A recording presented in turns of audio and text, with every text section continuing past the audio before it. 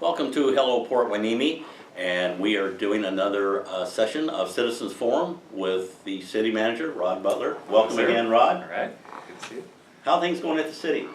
Well, I have survived for 8 months, which no. is always a time for celebration as a city manager when you get through that first 2/3 of a year. And of course, we had a really sad bombshell just over this last week. Carmen Nichols, longtime 22-year employee of the city. She started at age 21 and has spent the last 22 years here.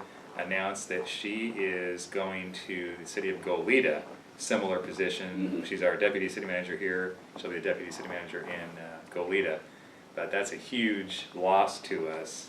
She not only has all of that experience of 22 years, she's worked in several different departments during that time, and she just has a really great work ethic where she takes on all kinds of assignments and really is able to pound stuff out and produce work. So we're happy for her on the one side that she's going to get to go to a little bit larger city and experience, all that Goleta has to offer, but we're bummed out because we're losing her, and that creates a big gap for us here. So, well, she did fill in a lot of positions that were empty for 6-9 months or so, but you have been able to replace 3 or 4 new department heads, and they're really doing a great job. So are you looking to find another assistant? Yeah, we're working deputy city manager. Yeah, kind of a short-term plan and a long-term plan. Short-term plan will probably be bringing in a retired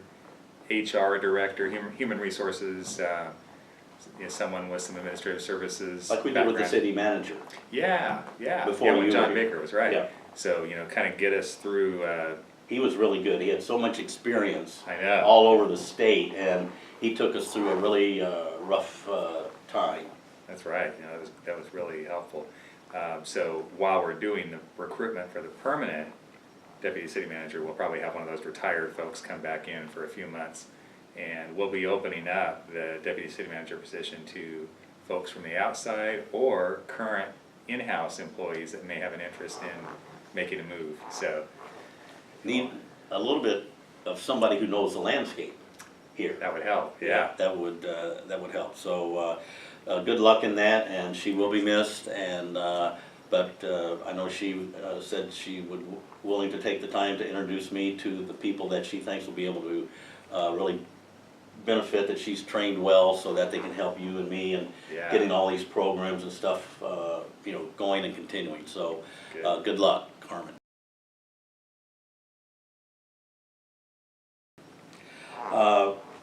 The one issue that came up a couple weeks ago was we had a big soccer tournament out there. I think it was a Copa, and it was going on for a couple days. And at the end of the tournament, they did what is in their contract, which was pick up the trash and put it in containers. But people wrote in and said that when they were out there Monday, the day after, that there was garbage spread around.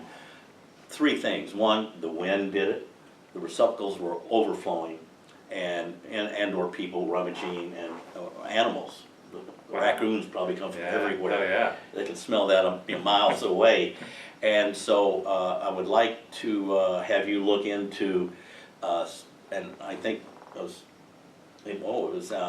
Anna told us that Carmen mentioned, getting a different type of trash receptacle that was able to better hold and seal the trash. Right. And it's another thing in the growing list of what the city needs to do to make the beach a friendly place. Right. And keep Port Hueneme, the city, the friendly city by the sea. And it's those little things, the flags, replacing, as we talked about the last time, replacing the picnic tables and the benches and stuff that were destroyed when the waves came in and everything. So that is so important to get the people to come back, and enjoy the beach. So if you will make note of that, and it's on the forum here, to look into that. And there was a complaint too about somebody else before hadn't really done very much trash pickup. It is in the city contract with each group that has an event there. So that's something that the citizens would like to have focus on. Okay.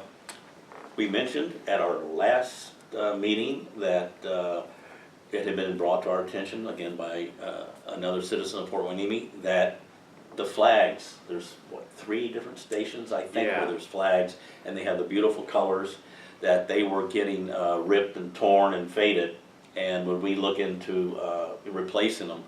And I haven't really talked to you too much since that last time we did the last show, and I drove by there last night and I looked at it. I had to look twice because I said, wow, those look new, and I got out and looked, and brand new flags up. Good. Already within 3 weeks of when we first did it.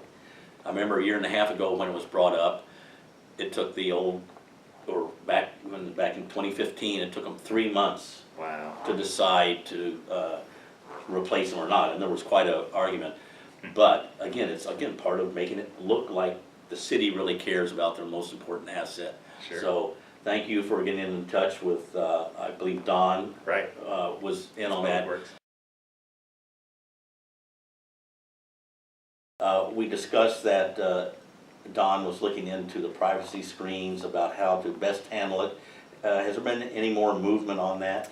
Yeah, I don't know if they've started construction yet, but he's got a design completed that, and we've talked in the past before about if you have a bathroom facility that's not currently up to all of the Americans with Disabilities Act standards, if you go in and start doing a lot of rehab work on one of those bathrooms, you could trigger almost like a complete reconstruction of the bathroom if you do too much. So the trick is, unless you have the money to rebuild the whole thing, you know, do enough to solve your problem without triggering a massive reconstruction project. So Don thinks that he's got a game plan for doing a small brick divider, you know, that again, we could probably do with our own public works staff, that would create some privacy, but still not trigger a major rehab of the bathroom. So, Which is going under consideration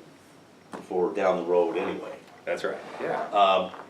And I've noticed there's some lines out there now with At the the bathrooms? little bathrooms. Wow. And going along with that, we had mentioned a time or two ago that another citizen had mentioned, could we put a portable toilet down at the end of the promenade by the lighthouse? Has there been any further discussion on that? Yeah, I know that Don is looking into that. I think he got back to that resident just to explain that it's something that we would look at, and, you know, that depend on what the cost is, what the, how much we think it would be used to help us make our determination. But he definitely got the message and is gonna be checking it out. Well, there are, when we were kids or when we had kids, the first thing they said when they got 2 miles down the road, I want to stop, where's the bathroom?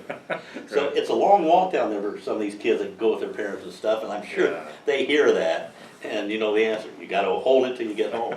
So, and there is a lot of bureaucracy and different things you have to look into it. You can't just drop it there and Yeah, say, you know, enjoy.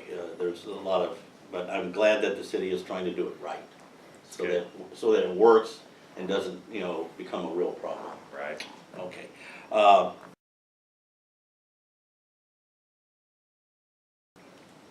We mentioned that the city is very close to having a community garden, but, which I just found out a couple weeks ago, they have a demonstration community garden ready to go behind the museum, the Natural Right. Fort Hueneme Historical Society Museum.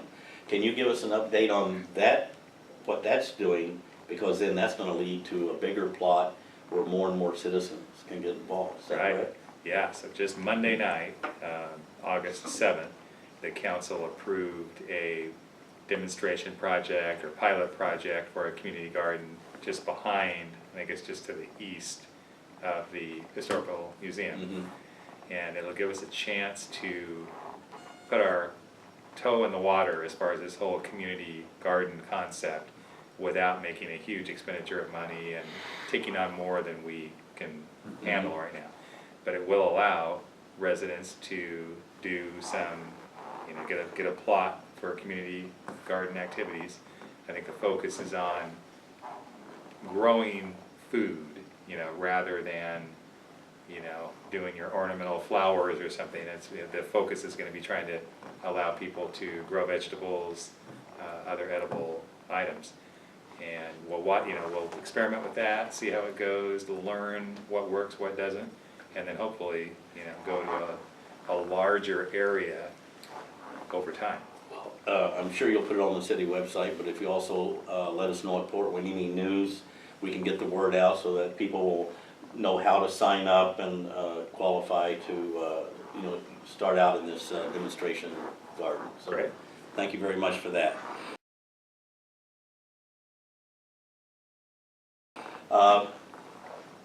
I noticed since we have next door, Port Hueneme News, the city webpage and site and all that, the signs are up at the tennis courts. You can't play tennis here anymore. Why? Well, there's some work going on. Good. After, you know, a long time of waiting and planning. The major rehab of some of our tennis courts down at Miranda Park is currently in progress. So those courts really needed, some were worse than others, but, you know, all of them needed some kind of work.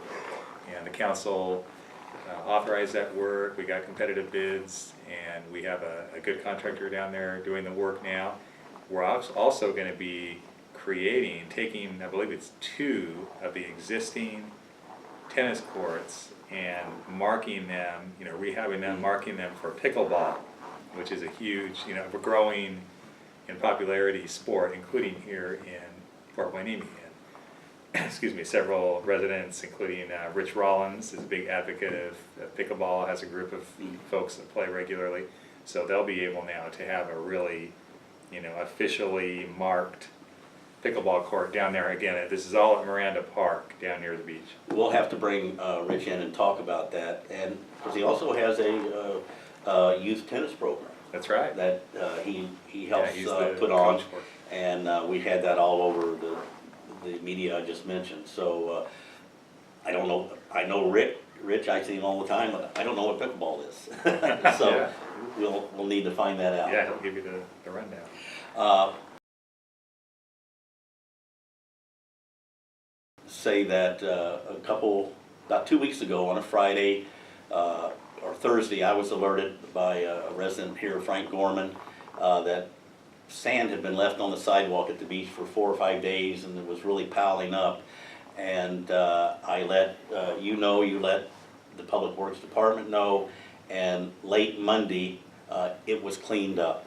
And we got so many responses of people saying, "Way to go," that, you know, somebody in Port Hueneme got a quick response again by the city, and they cleaned it up. So thanks to all of you. Tell all of the department heads we really appreciate it, and it generated quite a bit of response on Port Hueneme News on Facebook. So That's good. a job well done again.